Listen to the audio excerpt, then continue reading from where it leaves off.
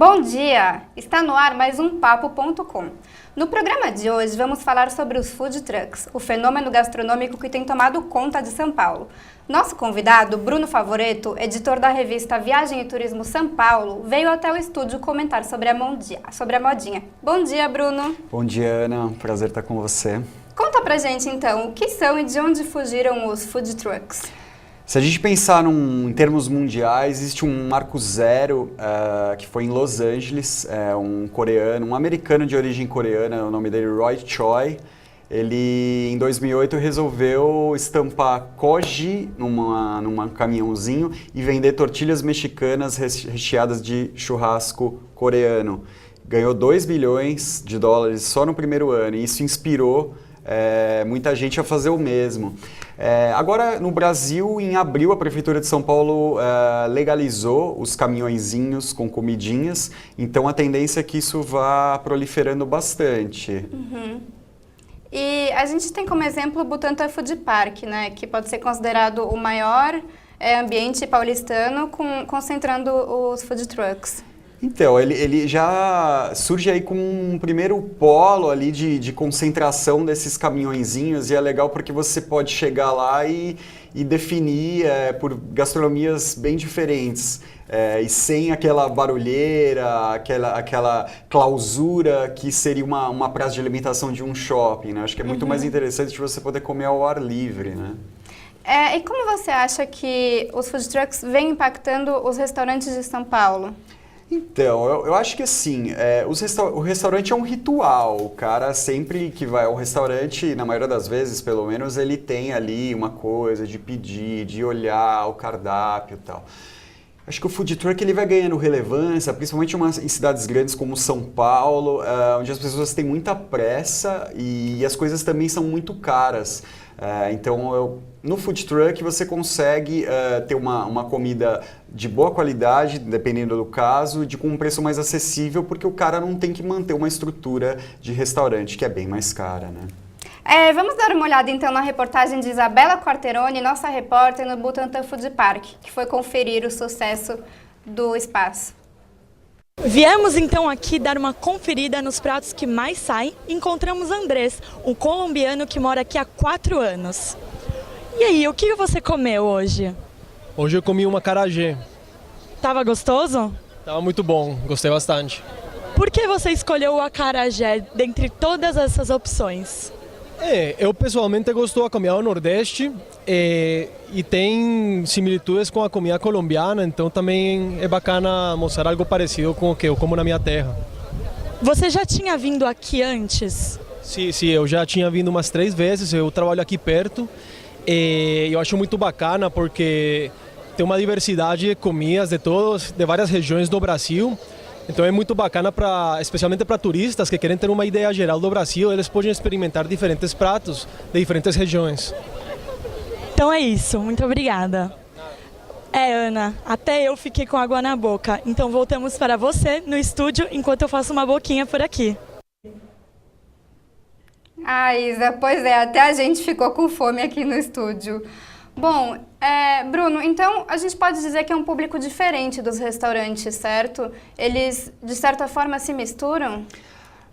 Então, eu não sei se é um público diferente. Eu acho que, assim, como eu já disse, você não vai levar sua namorada para um jantar romântico num food truck, claro. Provavelmente. Mas talvez, depois que vocês saírem de algum programinha ali rápido, da casa da sogra, de repente você pode parar e fazer ali uma boquinha e tal. Mas é um mercado que promete impactar um pouco. Eu acho que ele não vai tirar, como assim, o restaurante tem o seu papel. Mas você pegar, tem um relatório da ONU que na América Latina 2 bilhões e meio de pessoas comem na rua anualmente. É um mercado que está movimentando 127 bilhões de dólares. Então, Uau. assim, são números altos. Se você pensar em 25 cidades da América Latina. Então, acho que a gente tem que observar essa curva. É lógico que é um primeiro levantamento, é uma história muito recente. E essa tendência dos caminhões, acho que é em termos de economia mesmo, né? Tá difícil de você às vezes manter uma estrutura de funcionário, né? Você tem CLT. Então, você pega E depois de espaço também, né? Exatamente, você tem que alugar, é muito caro, um imóvel, né? Toda uma questão de estrutura. Então você pega, na verdade, os caminhões, eles estão, depois do que o nosso amigo coreano começou em Los Angeles, eles proliferaram muito na Califórnia, Nova York, e depois ganharam outras cidades. E essa moda dos caminhões, ela tá partindo inclusive para outros segmentos. Agora em Nova York a gente tem alguns fashion trucks, as pessoas que pegam... eu ouvi falar disso também. É verdade, porque de repente é mais fácil do que você ter uma estrutura de um brechó, de uma loja, você coloca ali a sua mercadoria ali dentro. Eu mesmo já estou pensando aí, de repente, para o futuro, né? De repente colocar ali umas coisinhas dentro de um caminhão e vender. Quem sabe, né? A gente pode dizer, de certa forma, que são um upgrade, uma evolução daquelas barraquinhas de praia que vendem roupas dos vendedores ambulantes? São espécies de camelôs com grife, né? Nesse caso, quando a gente está considerando esses food trucks, né? Mais elaborados, com uma comida um pouco mais especial. Porque se você pensar em termos, né, a comida de rua, ela é muito popular, sobretudo na América Latina. Você pega o Peru, que é um país com a gastronomia muito difundida, a comida de rua lá é impressionante a penetração que ela tem, né? Os tubérculos, os milhos. O Gaston Acúrio, que é o grande chefe lá, ele olha muito para isso e eles tratam muito bem o turismo gastronômico, uma coisa que a gente não aprendeu a fazer ainda aqui no Brasil.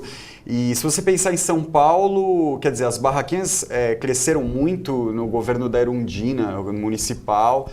Depois elas foram proibidas em alguns lugares. Você pega, por exemplo, na porta do estádio do Morumbi, já tinha um clássico pernil ali bem na porta. Agora eles estão situados nas imediações, eles não podem mais ficar onde ficavam ali na porta. Então, assim, eu acho que você tem ali, é uma evolução, mas assim, ainda é uma legislação meio escalafobética. Você não sabe muito o que pode para um, não pode para o outro. Acho que é um problema estrutural da sociedade de definir bem as regras, mas não deixa de ser uma evolução daquele dogão que você comia na porta da escola, daquela pipoca rosa. Vamos para um rápido intervalo, o Papo.com volta já.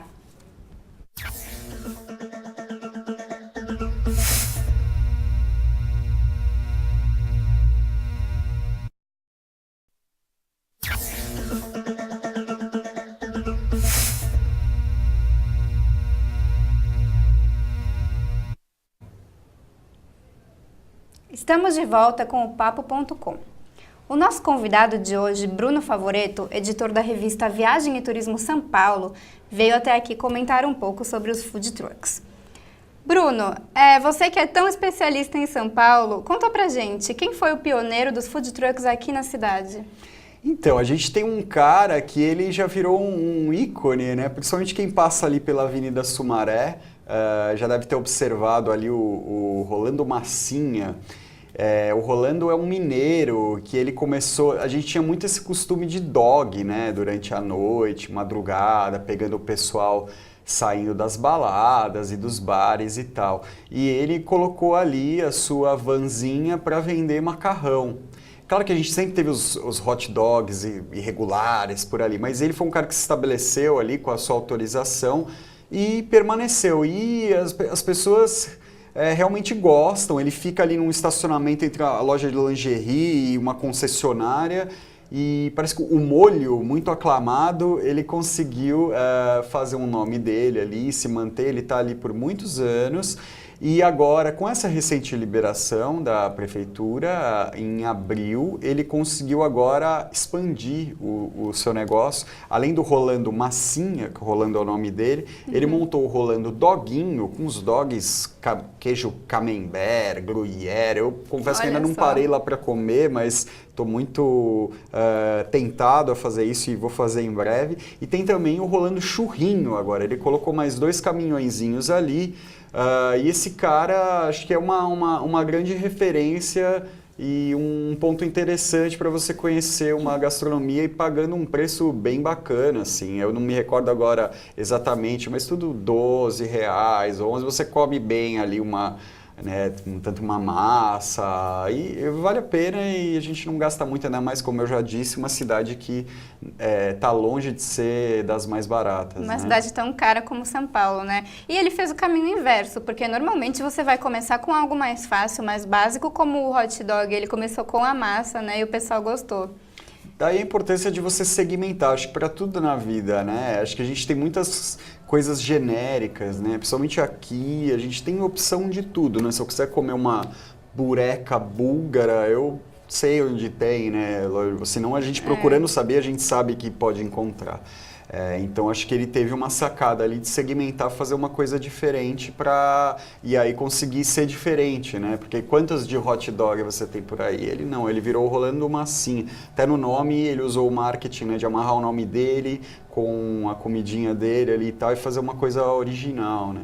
Bom, vamos falar agora um pouco de você. Conta pra gente, qual food truck você já visitou, o que você gostou, não gostou?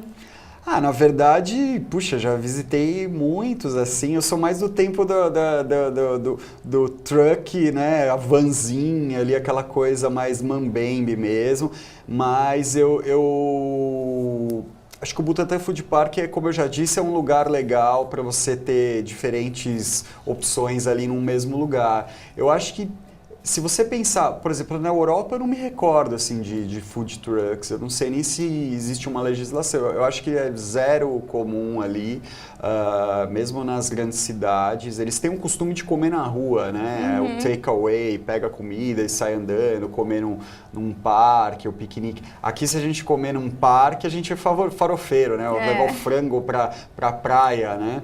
A gente pode falar, por exemplo, em Paris, dos crepes de Nutella que eles vendem nas barraquinhas da rua, mas para por ali, né? Não chegou aquele fenômeno de food trucks e vários trailers espalhados. Exatamente, acho que barraquinhas a gente tem. Você vai para Istambul, você tem ali aquelas roscas com chocolate, as castanhas queimadas. Acho que a barraquinha ela tá bem difundida, a comida de rua tá. Mas essa questão já um pouco que o cara requer ali um fogãozinho, uma mini estrutura de cozinha, ele precisa de um espaço maior e o caminhãozinho proporciona. Eu lembro que eu acho que Nova York é uma cidade assim que acho que nos Estados Unidos você consegue reparar melhor assim na existência deles.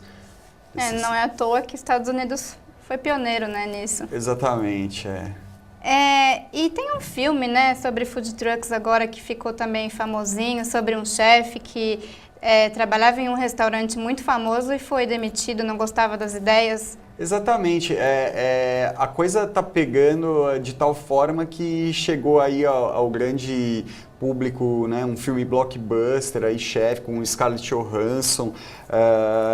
O cara, por causa de um crítico mala, e nesse caso eu me incluo no meio deles, porque é meu trabalho, fez ali duras críticas, e ele também tinha uma dificuldade de se relacionar com o dono do restaurante, que era um cara mais cartesiano e ele já inventivo, querendo trazer coisas novas para o consumidor.